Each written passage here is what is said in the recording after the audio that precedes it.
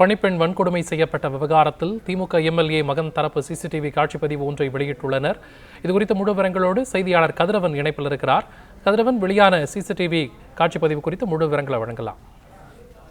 பல்லாவரம் சட்டமன்ற உறுப்பினர் இருக்கக்கூடிய கருணாநிதி அவர்களின் மகன் ஆண்டோ மதிவாணன் மருமகள் மருணா அவர்கள் வீட்டில் பணியாற்றிய உளுந்தூர்பேட்டையை சேர்ந்த 17 வயது சிறுமி வீட்டு வேலைக்கு பணியமர்த்தி கொடுமை செய்ததாக புகார் அளிக்கப்பட்டது. இது தொடர்பாக திருவாரூர் மகள் காவல் நிலையத்தில் தாழ்த்தப்பட்டோர் வன்கொடுமை தடுப்புச் சட்டம் உள்ளிட்ட 6 பேரின் கீழ் வழக்குகள் பதிவு செய்யப்பட்டு 3 தனிப்படைகளை அமைத்து இருவரையும் தேடி வருவதாக கூறப்படுகிறது. இந்த நிலையில்தான் இருவரும் நீதிமன்றத்திலையும் ஜாமீன் வழங்கல் குறித்து ஒரு மனுவை ஒன்று தாக்கல் செய்திருந்தார்கள். அதாவது சரணடைய முடிவு செய்திருப்பதாகவும் சரணடையும் அன்றே தங்களுக்கு ஜாமீன் வழங்கப்பட வேண்டும் என்றும் அந்த மனுவில் குறிப்பிடப்பட்டிருக்கிறது. இந்த நிலையில அவர்கள் ஒரு சிசிடிவி பதிவை வெளியிட்டிருக்கிறார்கள். குறிப்பாக ஏற்கனவே இளமன் குற்றச்சாட்டக்கூடிய அந்த குற்றச்சாட்டுகளை மறுப்பு தெரிவித்து அவர்கள் சில ஆடியோ மற்றும் வீடியோக்களையும் அவர்கள் வெளியிட்டிருந்தார்கள்.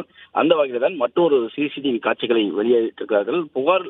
புகாரில் 15ஆம் தேதி அன்று தன்னை வீட்டில் விட்டதாக அந்த சிறுமி கூறியிருப்பதாகவும், ஆனால் நாங்கள் 14ஆம் தேதி இரவே அந்த சிறுமியை அவரது வீட்டில் விட்டுவிட்டதாகவும், அதற்கு முன்பாக விக்கிரவாண்டி சுகசாவடி மற்றும் ஏற்காட்டு நட்சத்திர ஹோட்டலில் தனது குடும்பத்தோருடன் அந்த இளம்பெண் தங்கியிருக்கக்கூடிய சிசிடிவி காட்சிகள் வெளியாகி இருப்பதை வெளியிட்டிருக்கிறார்கள்.